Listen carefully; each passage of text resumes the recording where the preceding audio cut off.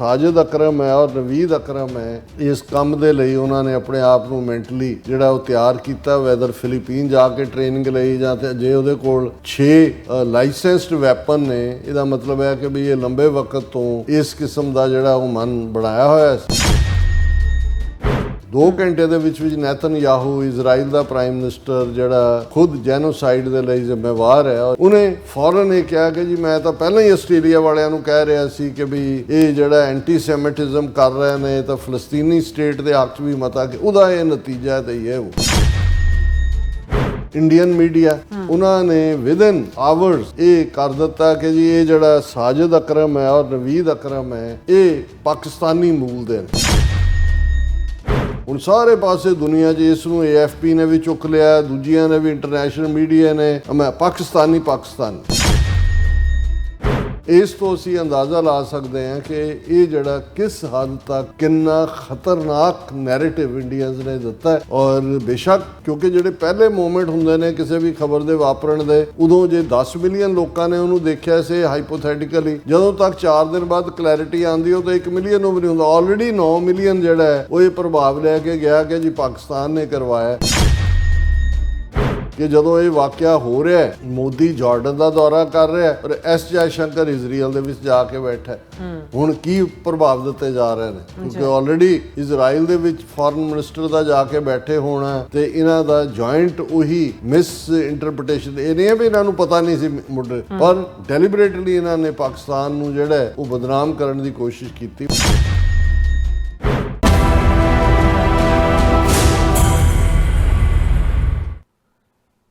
Welcome back to program. So viewers, Australia ਦੇ ਹਵਾਲੇ ਨਾਲ ਆਪਾਂ ਗੱਲਬਾਤ ਕਰਨ ਜਾ ਰਹੇ ਹਾਂ, ਜਿਹੜੀ ਕਿ ਉੱਥੇ ਜਿਹੜੀ ਦੁਖਦਾਈ ਜਿਹੜੀ ਘਟਨਾ ਹੈ ਉਹ ਵਾਪਰੀ ਹੈ ਕਿ ਬੀਤੇ ਦਿਨੀ ਆਸਟ੍ਰੇਲੀਆ ਦੇ ਬੌਂਡੀ ਬੀਚ ਤੇ ਬੜੀ ਦੁਖਦਾਈ ਹਿੰਸਕ ਘਟਨਾ ਵਾਪਰੀ ਔਰ ਜਿਸ ਵਿੱਚ 15 ਬੇਗੁਨਾਹ ਲੋਕ ਮਾਰੇ ਗਏ ਅਤੇ 40 ਦੇ ਕਰੀਬ ਜਿਹੜੇ ਜ਼ਖਮੀ ਹੋਏ ਹੈ ਔਰ ਬਹੁਤ ਸਾਰੇ ਪੀੜਤ ਜਿਹੜੇ ਨੇ ਯਹੂਦੀ ਹਨ ਔਰ 50 ਸਾਲਾ ਸਾਜਿਦ ਅਕਰਮ ਅਤੇ ਉਸਦੇ 24 ਸਾਲਾ ਬੇਟੇ ਨਵੀਦ ਅਕਰਮ ਨੇ ਇਹ ਜਿਹੜੀ ਹਿੰਸਾ ਕੀਤੀ ਹੈ। ਔਰ ਹਿੰਸਾ ਤੋਂ ਬਾਅਦ ਫੌਰਨ ਜਿਹੜੇ ਭਾਰਤੀ ਅਤੇ ਇਜ਼ਰਾਈਲੀ ਮੀਡੀਆ ਨੇ ਇਹਨਾਂ ਪਿਓ ਪੁੱਤਰ ਦੀ ਕਾਤਲ ਜੋੜੀ ਨੂੰ ਪਾਕਿਸਤਾਨ ਮੂਲ ਦੇ ਦੱਸਿਆ ਔਰ ਬਾਅਦ ਵਿੱਚ ਹਕੀਕਤ ਸਾਹਮਣੇ ਆਈ ਹੈ ਕਿ ਭਾਰਤ ਦੇ ਸ਼ਹਿਰ ਹੈਦਰਾਬਾਦ 'ਚ ਰਹਿਣ ਵਾਲਾ ਪਿਓ ਹੈ ਅਤੇ ਜਿਹੜਾ ਪੁੱਤਰ ਹੈ ਉਹ ਆਸਟ੍ਰੇਲੀਆ ਦਾ ਜੰਮਪਲ ਹੈ। ਸੋ ਇਸ ਬਾਰੇ ਆਪਾਂ ਗੱਲਬਾਤ ਕਰਨ ਜਾ ਰਹੇ ਹਾਂ। ਸੋ ਅਸੀਂ ਚਾਹਾਂਗੇ ਕਿ ਤੁਸੀਂ ਇਸੇ ਤਰ੍ਹਾਂ ਬਣੇ ਰਹਿਣਾ।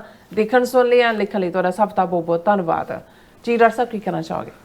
ਦੇਖੋ, ਕਿਤੇ ਵੀ ਕਿਸੇ ਬੇਗੁਨਾਹ ਦਾ ਮਾਰਿਆ ਜਾਣਾ ਉਹ ਬੇਸ਼ੱਕ ਵੱਡੀਆਂ ਤਾਕਤਾਂ ਦੇ ਆਪਣੇ ਜਿਹੜੇ ਵਧੇ ਹੋਏ ਉਹਨਾਂ ਦੇ ਨਿਸ਼ਾਨੇ ਨੇ, ਉਹ ਆਰਥਿਕ ਹੋਣ, ਵਪਾਰਕ ਹੋਣ ਜਾਂ ਬਦਲਾ ਲਓ ਭਾਵਨਾ ਹੋਏ, ਜਾਂ ਜਿਹੜਾ ਅੱਜ ਕੱਲ੍ਹ ਇੱਕ ਦਿਮਾਗ ਖਰਾਬੀ ਦੇ ਥੱਲੇ ਕੋਈ ਮੈਂਟਲੀ ਸਿੱਖ, ਕੋਈ ਇੱਧਰ ਕੋਈ ਉੱਧਰ ਵਾਇਲੈਂਸ ਕਰਕੇ ਜਿਹੜਾ ਕੋਈ ਕਿਸੇ ਨੂੰ ਵੀ ਜਿਹੜਾ ਬਿਨਾਂ ਦੇਖਿਆ ਵੀ ਕੌਣ ਮਰ ਰਿਹਾ ਮਾਰਦਾ।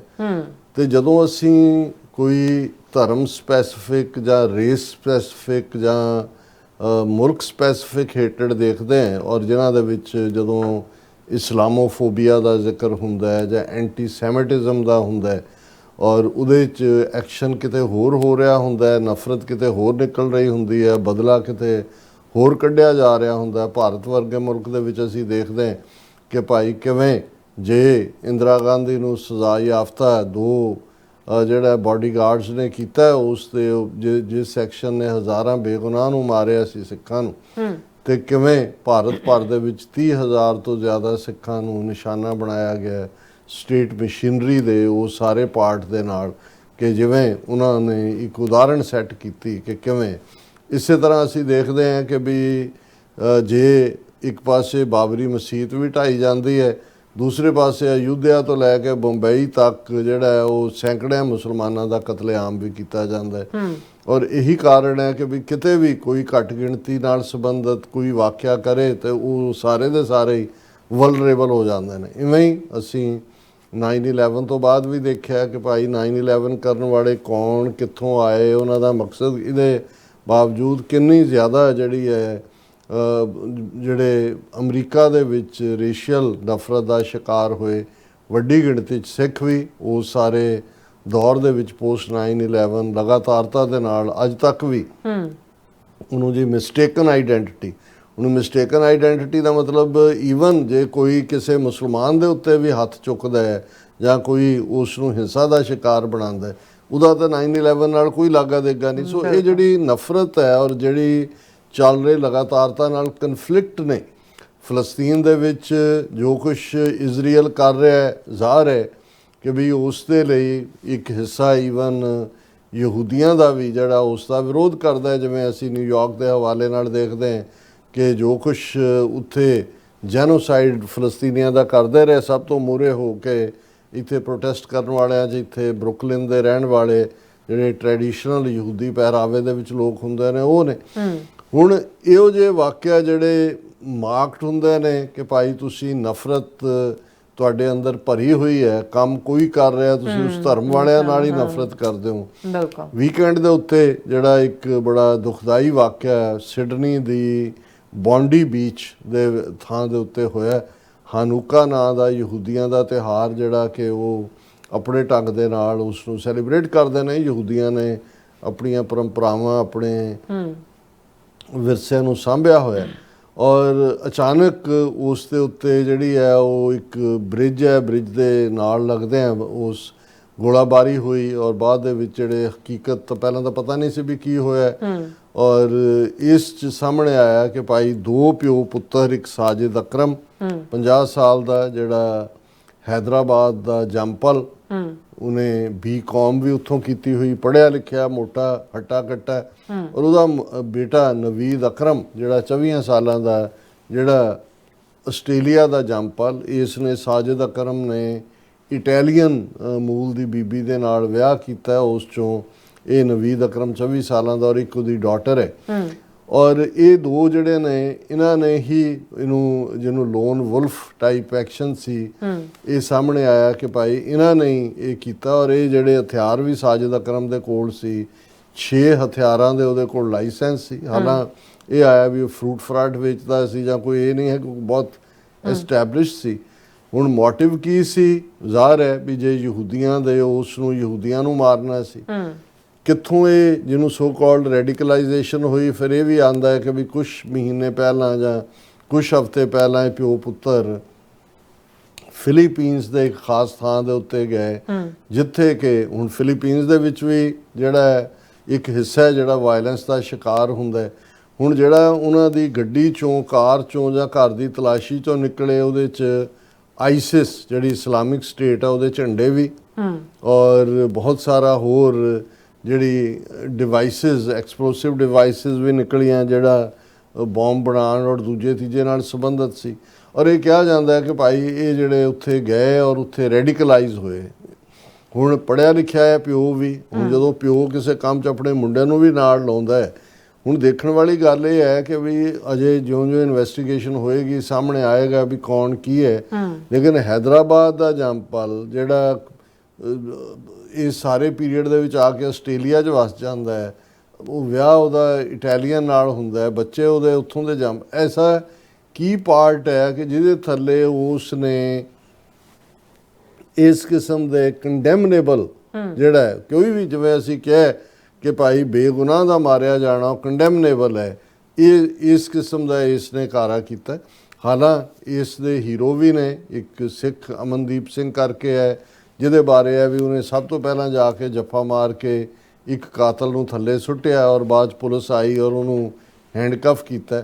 ਇੱਕ ਸੀਰੀਅਨ ਮੂਲ ਦਾ ਮੁਸਲਮਾਨ ਜਿਹਦੀ ਵੀਡੀਓ ਵੀ ਬੜੀ ਵਿਜ਼ੀਬਲ ਹੈ, ਜਿਹਨੇ ਜਾ ਕੇ ਉਹਦੇ ਇੱਕ ਨੂੰ ਫੜਿਆ, ਉਹਦੇ ਤੋਂ ਬੰਦੂਕ ਖੋਈ। ਹਾਲਾਂਕਿ ਦੂਸਰੇ ਨੇ ਉਸ ਦੇ ਉੱਤੇ ਫਾਇਰਿੰਗ ਕੀਤੀ, ਗੋਲੀਆਂ 4-5 ਲੱਗੀਆਂ ਪਰ ਉਹ ਸਰਵਾਈਵ ਕਰ ਗਿਆ। ਉਸ ਨੂੰ ਈਵਨ ਪ੍ਰੈਜ਼ੀਡੈਂਟ ਟਰੰਪ ਨੇ ਵੀ ਹੀਰੋ ਆਫ ਦਾ ਡੇ ਕਿਹਾ। ਆਸਟ੍ਰੇਲੀਅਨ ਪ੍ਰਾਈਮ ਮਿਨਿਸਟਰ ਮਿਸਟਰ ਐਲਬਨੀ ਵੀ ਹਸਪੀਟਲ 'ਚ ਉਹਨੂੰ ਸੱਚਮੁੱਚ ਇਹ ਜਦੋਂ ਤੁਸੀਂ ਇਹ ਵੀ ਇੱਕ ਪਾਸੇ ਦੱਸ ਰਿਹਾ ਹੁੰਦਾ ਵੀ ਇੱਕ ਧਿਰ ਮਜ਼ਹਬ ਦੇ ਨਾਂ ਦੇ ਉੱਤੇ ਕਿਸ ਕਿਸਮ ਦਾ ਨਫ਼ਰਤ ਵਾਲਾ ਕਾਰਾ ਕਰ ਰਹੀ ਹੈ, ਪਰ ਦੂਸਰੇ ਪਾਸੇ ਉਸੇ ਮਜ਼ਹਬ ਨੂੰ ਮੰਨਣ ਵਾਲਾ ਹੈ, ਉਹ ਕਹਿੰਦਾ ਕਿ ਭਾਈ ਇਹ ਜਿਹੜਾ ਤੁਸੀਂ ਬੇਗੁਨਾਹ ਨੂੰ ਮਾਰ ਰਹੇ ਹੋ। ਸੋ ਇਹ ਸਾਰਾ ਜਿਹੜਾ ਵਾਕਿਆ ਹੈ, ਅਜੇ ਇਸ 'ਤੇ ਹੋਰ ਵੀ ਪਰਤਾਂ ਕੀ ਖੁੱਲ੍ਹਣਗੀਆਂ ਕੌਣ, ਲੇਕਿਨ ਹੁਣ ਤੱਕ ਇਹ ਆਇਆ ਵੀ ਕੋਈ ਹੋਰ ਆਰਗੇਨਾਈਜੇਸ਼ਨ ਜਾਂ ਦੂਸਰੀ ਨਹੀਂ ਹੈ। ਜਿਵੇਂ ਪਿਓ ਪੁੱਤਰ ਖੁਦ ਇਸ ਕੰਮ ਦੇ ਲਈ ਉਹਨਾਂ ਨੇ ਆਪਣੇ ਆਪ ਨੂੰ ਮੈਂਟਲੀ ਜਿਹੜਾ ਉਹ ਤਿਆਰ ਕੀਤਾ, ਵੈਦਰ ਫਿਲੀਪੀਨ ਜਾ ਕੇ ਟ੍ਰੇਨਿੰਗ ਲਈ ਜਾਂ ਜੇ ਉਹਦੇ ਕੋਲ 6 ਲਾਇਸੈਂਸਡ ਵੈਪਨ ਨੇ। ਇਹਦਾ ਮਤਲਬ ਹੈ ਕਿ ਵੀ ਇਹ ਲੰਬੇ ਵਕਤ ਤੋਂ ਇਸ ਕਿਸਮ ਦਾ ਜਿਹੜਾ ਉਹ ਮਨ ਬਣਾਇਆ ਹੋਇਆ ਸੀ। ਸੋ ਹੁਣ ਇਸ ਸਾਰੇ ਦੀ ਜਿਹੜੀ ਇੱਕ ਪਾਸੇ ਤਾਂ ਦੁਨੀਆ ਦੇ ਵਿੱਚ ਇਸ ਨੇ ਇੱਕ ਸ਼ੌਕ ਵੇਵਸ ਭੇਜੀਆਂ, ਔਰ ਇਸ ਦਾ ਜਿਹੜਾ ਫਲਿੱਪ ਸਾਈਡ ਜਦੋਂ ਮੈਂ ਦੇਖਦਾ ਵੀ ਕੀ ਹੈ, ਨੈਤਨਯਾਹੂ 2 ਘੰਟੇ ਦੇ ਵਿੱਚ ਨੈਤਨਯਾਹੂ ਇਜ਼ਰਾਈਲ ਦਾ ਪ੍ਰਾਈਮ ਮਿਨਿਸਟਰ ਜਿਹੜਾ ਖੁਦ ਜੈਨੋਸਾਈਡ ਦੇ ਲਈ ਜ਼ਿੰਮੇਵਾਰ ਹੈ, ਔਰ ਈਵਨ ਜਿਹੜੀ ਐਪਸਟੀਨ ਫਾਈਲਸ ਜਿਨ੍ਹਾਂ ਦਾ ਜ਼ਿਕਰ ਹੋ ਰਿਹਾ ਅੱਜ ਕੱਲ੍ਹ ਦੇ ਵਿੱਚ ਹੋਰ ਦੀਆਂ ਡੀਟੇਲਸ ਬਾਹਰ ਆਉਣਗੀਆਂ, ਉਹਦੇ 'ਚ ਵੀ ਇਹ ਸਾਹਮਣੇ ਆਇਆ ਵੀ ਕਿਵੇਂ ਕਿਸ ਕਿਸਮ ਦਾ ਜਾਨਵਰਾਂ ਵਾਂਗ ਇਸ ਨੇ ਇੱਥੇ ਵੀ ਆਪਣੀਆਂ ਕਰਤੂਤਾਂ ਕੀਤੀਆਂ ਹੋਈਆਂ ਨੇ। ਉਹ ਕਹਾਣੀ ਜਦੋਂ ਬਾਹਰ ਆਈ, ਲੇਕਿਨ ਉਹਨੇ ਫੌਰਨ ਇਹ ਕਿਹਾ ਕਿ ਜੀ ਮੈਂ ਤਾਂ ਪਹਿਲਾਂ ਹੀ ਆਸਟ੍ਰੇਲੀਆ ਵਾਲਿਆਂ ਨੂੰ ਕਹਿ ਰਿਹਾ ਸੀ ਕਿ ਵੀ ਇਹ ਜਿਹੜਾ ਐਂਟੀ ਸੈਮਿਟਿਜ਼ਮ ਕਰ ਰਹੇ ਨੇ ਤਾਂ ਫਲਸਤੀਨੀ ਸਟੇਟ ਦੇ ਹੱਕ 'ਚ ਵੀ ਮਤਾ ਕਿ ਉਹਦਾ ਇਹ ਨਤੀਜਾ ਤੇ ਹੀ ਹੈ। ਉਹ ਇੰਡੀਅਨ ਮੀਡੀਆ ਉਹਨਾਂ ਨੇ ਵਿਦਨ ਆਵਰਸ ਇਹ ਕਰ ਦਿੱਤਾ ਕਿ ਜੀ ਇਹ ਜਿਹੜਾ ਸਾਜਿਦ ਅਕਰਮ ਹੈ ਔਰ ਨਵੀਦ ਅਕਰਮ ਹੈ ਇਹ ਪਾਕਿਸਤਾਨੀ ਮੂਲ ਦੇ ਨੇ। ਹੁਣ ਸਾਰੇ ਪਾਸੇ ਦੁਨੀਆ 'ਚ ਇਸ ਨੂੰ AFP ਨੇ ਵੀ ਚੁੱਕ ਲਿਆ, ਦੂਜੀਆਂ ਨੇ ਵੀ, ਇੰਟਰਨੈਸ਼ਨਲ ਮੀਡੀਆ ਨੇ।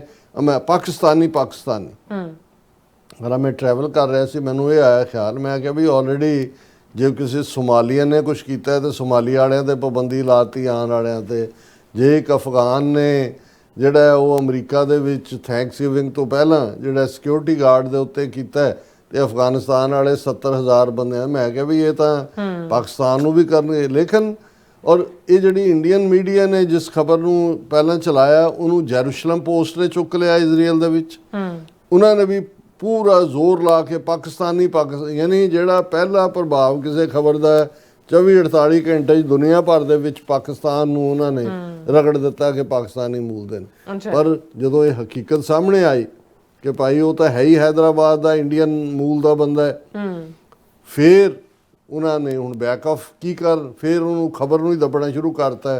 ਫਿਰ ਹੋਰ ਆ ਗਿਆ ਜੀ ਫਲਾਣਾ ਵਾਰ ਹੀਰੋ ਹੈ ਤੇ ਫਲਾਣੇ ਨੇ ਇਹ ਕਰ ਦਿੱਤਾ ਤੇ ਫਲਾਣੇ ਨੇ ਉਹ ਕਰ ਦਿੱਤਾ।